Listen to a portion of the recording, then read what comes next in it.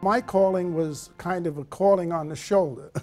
The priest at our parish, who was the new priest for the new church that we had, came up to me and tapped me on the shoulder very vigorously and said, "You will be at the rectory 8 o'clock Monday night."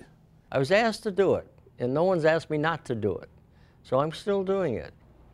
The third meeting that I came back, they said they had decided that I would be the president. I said, you can't do that. I said, I don't know anything about the society. When one of the neighbors, who was a member of St. Vincent de Paul, asked me to go to a meeting, why not? I went, and have been a member ever since. As soon as you get involved and can see the needs, it's hard not to stay involved. When I was growing up, my father would make a home visit with another member of the conference, but my mother and my brother and sister, we may be going somewhere, so we'd go and we'd wait in the car.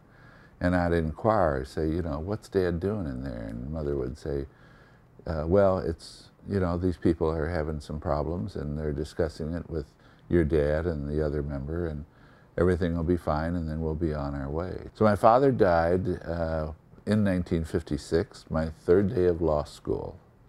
Not long after that, my mother said, "Joe, why don't you take some papers up to the meeting on Monday night?" And I said, "Oh, I can't do that. I'm a law student. I'm too busy."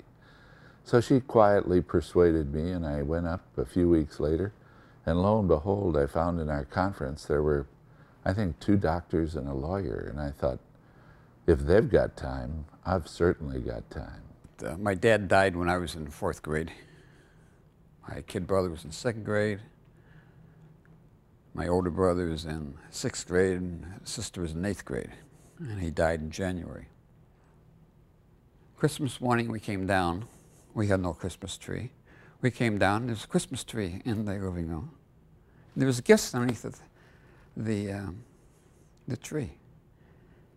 And Bobby, my kid brother, turns, he says, "You know, you said there wasn't going to be a Santa Claus.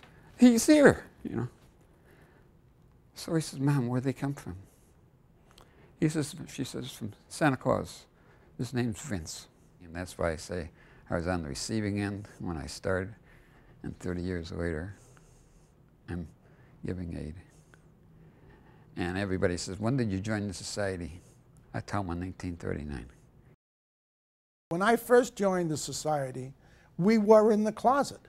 Even at our church level, the other members of the church did not know who the 12 members of the society of the conference were. You had to be interviewed by 2 members of the society. Yeah, you just didn't join or something. You know, people work for one firm for all their lives.